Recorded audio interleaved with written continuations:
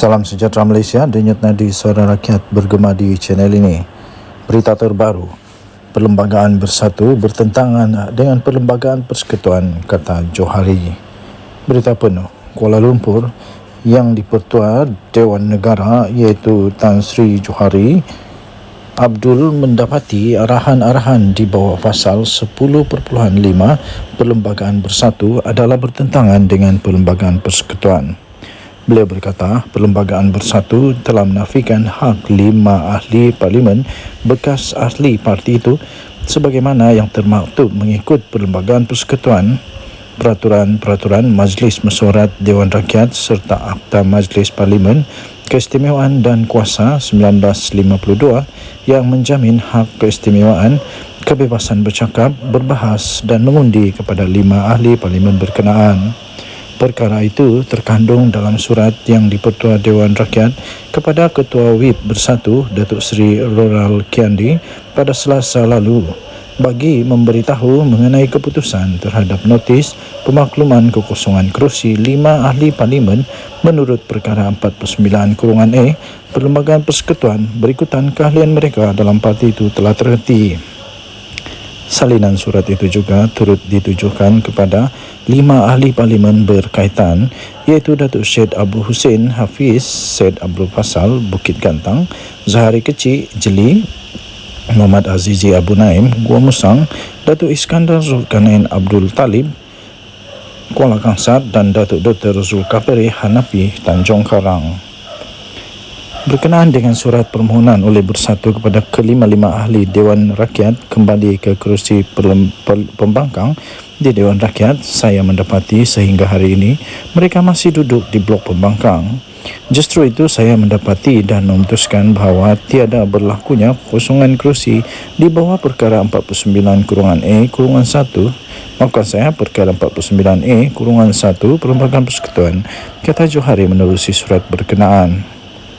Dalam mempertimbangkan notis ronal itu, Johari berkata beliau merujuk beberapa dokumen berkaitan seperti penyata jawatankuasa pilihan khas JKPK menimbang rang Undang-Undang Perlembagaan Pindaan nombor 3 2022 dan mengenai peruntukan larangan ahli Dewan Rakyat bertukar parti DR 7 tahun 2022 penyata JKPK.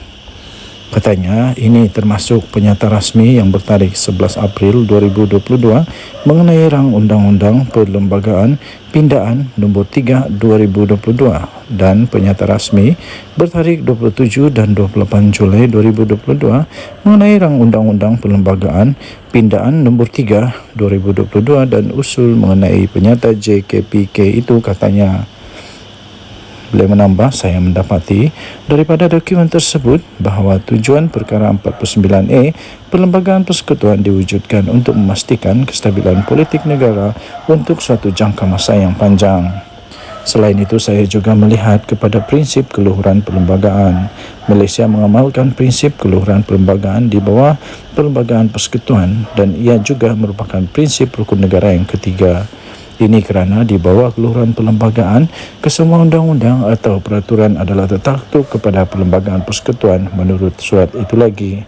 Mengenai keputusan tidak mengosongkan kerusi Parlimen Labuan, menurut satu surat yang berasingan, Johari memaklumkan beliau tidak mahu merosakkan kepentingan pihak sedang berbicara dalam kes mahkamah. Susulan ahli parlimen berkenaan iaitu Datuk Dr. Suhadli Abdul Rahman telah membawa tindakan terhadap Bersatu melalui pemfailan guaman di Mahkamah Tinggi Shah Alam.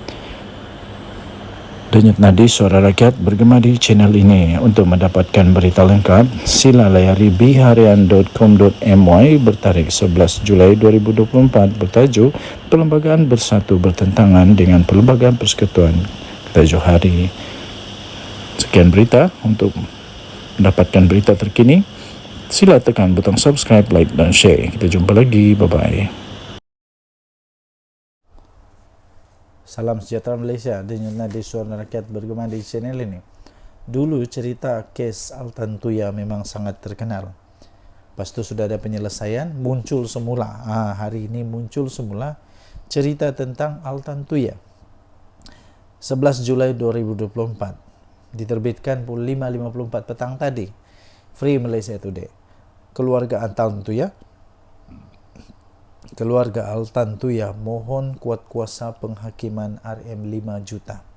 Permohonan itu ditentang oleh kerajaan yang memohon penghakiman pada tahun 2022 itu digantung pelaksanaannya. Keluarga Altantuya Saribu mohon penghakiman sebanyak 5 juta ringgit Malaysia dikuatkuasakan terhadap kerajaan yang didapati telah bertanggungjawab secara bersama dan berasingan dengan penganalisis politik iaitu Abdul Razak Baginda dan 2 lagi bekas anggota polis atas pembunuhan wanita itu pada 18 tahun yang lepas. Dalam permohonan yang telah difailkan bulan lepas, keluarga itu meminta Mahkamah Tinggi Shah Alam untuk mengeluarkan perakuan di bawah Seksyen 33.1 Akta Prosiding Kerajaan 1956. Mereka juga memohon untuk kerajaan membayar faedah sebanyak 4.25 juta lagi, jumlah terakruh sejak saman difailkan pada tahun 2007 dan kos RM25,000 seperti yang telah dianugerahkan oleh Hakim Perbicaraan Wazir Alam Maidin Merah pada 16 Disember 2022. Permohonan itu disokong oleh afidavit yang ditandatangani oleh Peguam Sanjit Kaur Deo. Sanjit berkata kerajaan memfailkan afidavit awal bulan ini untuk menentang permohonan itu. Kerajaan juga memfailkan permohonan menggantung pelaksanaan penghakiman sehingga permohonan penguatkuasaan selesai, katanya. Beliau berkata tindakan pelaksanaan ini juga akan dimulakan dengan Razak yang tidak memohon penggantungan penghakiman. Sanjit berkata ibu bapa Altantuya Saribu Setev dan Altan Setetseg Sanja dan anaknya Mugun Sagai memfailkan permohonan itu kerana tiada kemajuan dalam perundingan penyelesaian dengan Putrajaya berhubung pembayaran jumlah yang perlu dibayar mengikut penghakiman.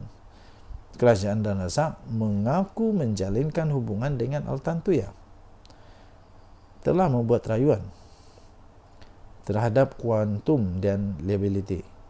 Sementara itu, keluarga Altantuya memfailkan rayuan balas untuk mendapatkan pampasan lebih tinggi. Altantuya telah ditembak di kepala di sebuah hutan di Puncak Alam sebelum mayatnya diletupkan pada tahun 2006 yang lalu. Bekas anggota polis Azilah Hadri dan Sirul Azhar Umar didapati bersalah dan dijatuhi hukuman mati atas pembunuhannya. Razak, bekas pembantu kepada Timbalan Perdana Menteri pada ketika itu, iaitu Najib Razak, didakwa telah bersubhat dengan Azilah dan Sirul tetapi dibebaskan tanpa dipanggil membela diri. Sirul yang dibebaskan daripada tahanan imigresen di Australia pada tahun lepas kini menetap di Canberra dan Azilah banduan akhir di penjara Kajang tidak mencabar saman keluarga itu. Dalam penghakiman bertulisnya yang dikeluarkan pada minggu lepas, Wazir berkata beliau terpaksa menunggu inferens bertentangan berhubung Razak selepas beliau memilih untuk tidak memberi keterangan secara bersumpah atau membayar saksi dalam prosiding saman itu. Wazir berkata Sirul dan Azira juga mengaku pada beberapa pegawai polis bahawa mereka telah menyebabkan kematian Altantuya dengan menembaknya menggunakan senjata api, kemudian meletupkan mayatnya dengan bahan letupan gas tentera. Beliau berkata, kelakuan Razak sebelum dan selepas kematian mangsa menimbulkan inferens yang tidak dapat ditolak bahawa dia bersubahat dengan anggota-anggota polis tersebut. Katanya, Sirul dan Azilah tidak mempunyai alasan sendiri untuk membunuh Altantuya. Denyut nadi suara rakyat bergema di channel ini. Jangan lupa untuk tekan butang subscribe, like dan share. Malaysia kita punya, cintai Malaysiaku. Kita jaga kita. Sila tinggalkan komen anda. Kita jumpa lagi. Salam sejahtera Malaysia. Bye-bye. Salam sejahtera Malaysia. Giliran bersatu kena saman. Bersatu kena saman. Siapa yang saman? Orang dia sendiri tahu. Bekas orang dia sendiri. Orang kanan dia sendiri. Saman bersatu. Nah, Inikah kehebatan bersatu? Suhaili menyaman bersatu dan mohon pengisytiharan bahawa pemecatan kepada beliau itu adalah tidak sah. Ahli Parlimen Labuan ini telah memfailkan saman itu menerusi Tuan Feroz Julian pada 1 Julai lepas di Mahkamah Tinggi Shah Alam. Ahli Parlimen Labuan Suhaili Abdul Rahman disahkan telah pun memfailkan saman terhadap bersatu bagi menuntut pengisytiharan bahawa pemecatan keahlian beliau daripada parti itu adalah tidak sah dan menyalahi undang-undang. Beliau memfailkan saman itu menerusi Tuan Feroz Julian 1 Julai lepas di Mahkamah Tinggi Shah Alam dan menamakan Muhammad Suhaimi Yahya sebagai defendant. Nasib baik bukan Mehdi Yassin, ialah apa kena mengenai dengan Mehdi Yassin pula kan. Pernyataan tuntutan Suhaili itu beliau menyebut pada 2 November tahun 2023 Lembaga Berdisiplin Bersatu telah pun mengemukakan surat memaklumkan pertuduhan telah dibuat terhadap beliau atas dakwaan beliau telah melanggar artikel 22.1(f) dalam perlembagaan parti. Beliau berkata, surat itu memaklumkan bahawa satu laporan telah dibuat berhubung kenyataan akhbarnya yang menyokong Perdana Menteri Datuk Seri Anwar Ibrahim. Suhaili berkata pada 3 November tahun 2023, beliau telah menulis surat pun kepada lembaga disiplin untuk menjelaskan bahawa kenyataan itu dibuat kerana kegagalan parti untuk menyediakan dana untuk membantu rakyat di Labuan. Beliau mendakwa walaupun telah memberikan penjelasan yang munasabah, lembaga disiplin itu secara salah di sisi undang-undang dan tidak rasional yang telah memutuskan untuk menggantung keahliannya selama 6 tahun pada 7 November tahun 2023. Susulan daripada itu, Suhaili berkata beliau menyaman parti itu melalui Setiausaha Agung Bersatu sendiri Hamzah Zainuddin di Mahkamah Tinggi Kota Kinabalu pada 19 Disember tahun 2023. Namun kes tersebut telah dibatalkan selepas mahkamah berkenaan memutuskan ianya perlu difailkan di Mahkamah Tinggi Malaya.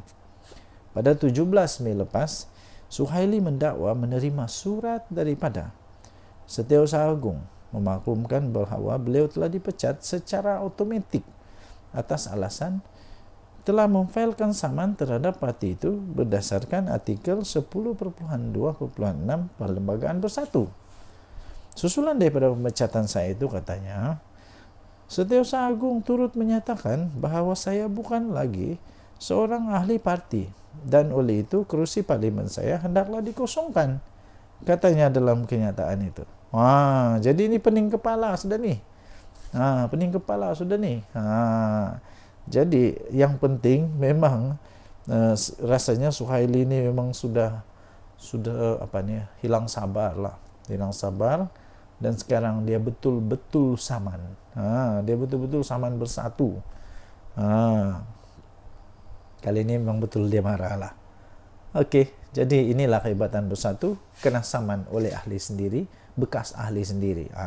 Dulu ahli, sekarang bekas lah. Denyut Nadi, Suara Rakyat bergema di channel ini. Bye-bye. Salam sejahtera Malaysia. Denyut Nadi, Suara Rakyat bergema di channel ini. Kalau saya bagi satu teka-teki, mungkin semua orang tahu. Satu Malaysia tahulah siapakah manusia di Malaysia ini yang dulu pernah kena saman fitnah, kalah.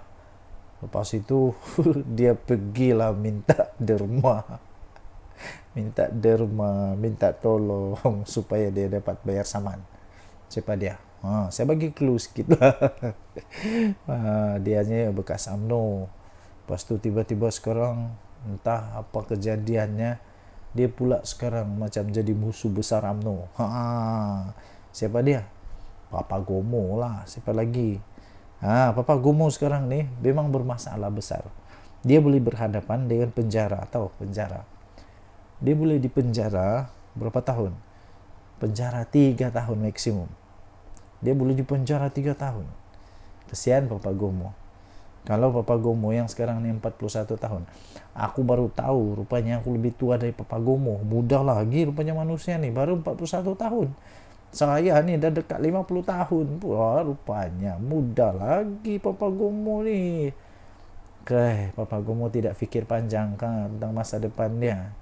Kalau dia kena penjara 3 tahun, dia sudah ada rekod jenayah sebagai banduan. Papa Gomo memang dia boleh dipenjara 3 tahun maksimum atau denda RM5.000 atau kedua-duanya jika sabit kesalahan. Silap-silap sudahlah kena penjara 3 tahun, kena denda lagi RM5.000. Kenapa?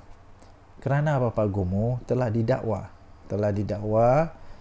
dengan dakwaan apa? Apa itu? Papa Gomo telah menghasut berkaitan dengan isu pemilik KK Supermart dan N Superstore Sdn Bhd terhadap Sultan Ibrahim, yang menghadap Sultan Ibrahim. Kita tahu ceritanya. Dulu ada satu isu itu jadi isu yang panas, isu yang menjadi akhirnya sangat-sangat panas. Akhirnya yang di Pertuan Agong campur rasanya di Pertuan Agong terpaksa untuk dirayu oleh pemilik KK Supermart and Superstore Sdn Bhd ini untuk dia minta ampun, merafak sembah minta ampun. Yalah, takkanlah pemilik KK Supermart ni jumpa dia orang pula, takkan dia jumpa Papa Gomo pula, mestilah dia minta ampun, minta maaf kepada wakil tertinggi agama Islam Malaysia, iaitu di Pertuan Agong. Jadi kerana itu Papa Gomo didakwa menerbitkan kenyataan yang bersifat menghasut. Hairan jugalah, Papa Gomo kena. Lepas tu siapa lagi? Cikgu Brad pun kena. Siapa lagi? Entahlah siapa lagi lepas ni. Jadi anda rasa adakah Papa Gomo akan menang atau kalah? Kalau dia menang, macam mana dia boleh menang? Kalau dia kalah, kenapa dia kalah? Kalau dia kalah, yalah, kalau dia kalah dan kena denda RM5.000, mungkin Papa Gomo hanya senyum-senyum je. Senangnya RM5.000. Tapi kalau kena penjara, ambil kau akan jadi ada rekod jenayah sebagai banduan. Mungkin banduan Papa Gomo jadi banduan apa tu? Banduan hebat VIP. Dapat makan roti percuma. Denyut nadi suara rakyat bergema di channel ini. Jangan lupa tekan butang subscribe, like dan share. Bye-bye. Salam sejahtera Malaysia. Denyut nadi suara rakyat bergema di channel ini. Apa pula perkembangan terkini untuk Cikgu Bard yang memang terkenal sekarang ini kerana beliau dapat pelbagai cara untuk diperkenalkan. Okey, jadi banyaklah cara untuk saya perkenalkan dia, tapi salah satunya cara untuk kita mengenal dia ialah yang sekarang ini dihadapkan ke mahkamah kerana kes menghasut.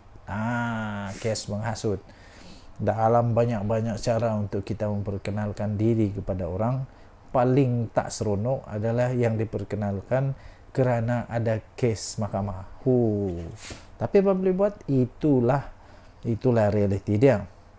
Ini perkembangan terbaru untuk kes hasutan.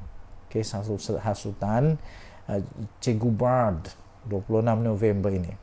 Badrul Hisham Saharin berdepan pertuduhan menghasut yang akan merosakkan nama baik yang di Pertuan Agong Sultan Ibrahim di Facebook.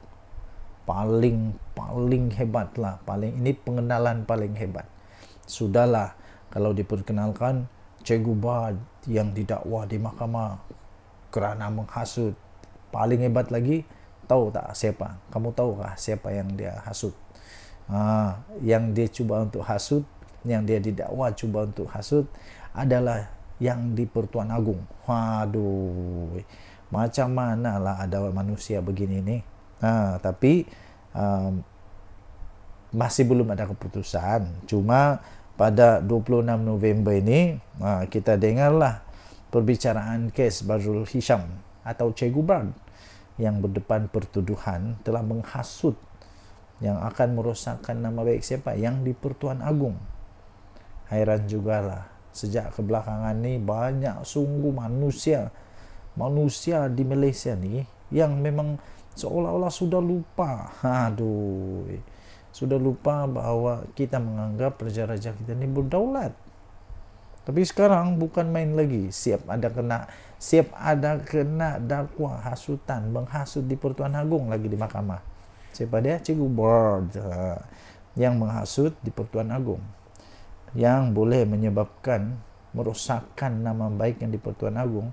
Sultan Ibrahim di laman Facebook miliknya yang bermula 26 November di Mahkamah Seksyen pada hari ini. Pada pendapat anda, bolehkah Che Gubad kalahkan mahkamah? Bolehkah Che Gubad menang dalam kes satu sultan ini? Ingat, yang dia mau lawan ini bukan calang-calang. Yang dia hasut ini bukan orang kampung saya. Ini yang dihasut yang di Pertuan Agong. Jadi yang hakim nanti ini, Hakim Siti Aminah Ghazali, menetapkan tarikh perbicaraan 26 dan 27 November selepas timbalan pendakwa raya Kalmiza Saleh memaklumkan pihaknya telah menyerahkan dokumen berkaitan kes itu kepada pembelaan. Jadi apakah yang dia bakal hadapi Badrul Hisham, Che Gubad sekarang 45 tahun ini disiasat apa itu menghasut lepas mengikut perenggan, boleh dihukum di bawah Seksyen 4/1 akta yang sama, yaitu Akta Hasutan 1948, yang membawa hukuman maksimum penjara 3 tahun. 3 tahun. Maksimum penjara 3 tahun atau denda RM5.000 atau kedua-duanya jika sabit kesalahan. Bertambah lagi lah koleksi nanti. Beliau juga berdepan pertuduhan mengeluarkan fitnah. Dua nih. Fitnah, kenyataan fitnah yang merosakkan nama baik yang di Pertuan Agong. Jadi dia boleh, untuk fitnah ini dia boleh dihukum penjara maksimum 2 tahun atau denda atau kedua-duanya sekali jika sabit kesalahan. Tuan-tuan dan puan-puan yang dihormati sekalian, apakah nasib Che Gubad ini? Terlajak perahu boleh diundur, terlajak kata badan binasa. Masalahnya yang dilajak ini bukan calang-calang, bukan orang biasa. Ini yang kita junjung tinggi nih, raja kita. Apalagi yang di Pertuan Agong pula tuh. Denyut Nadi Suara Rakyat bergema di channel ini. Jangan lupa tinggalkan komen anda. Apa pendapat anda? Adakah Che Gubad ini akan masuk penjara atau tidak? Kita tengoklah nanti. Bye.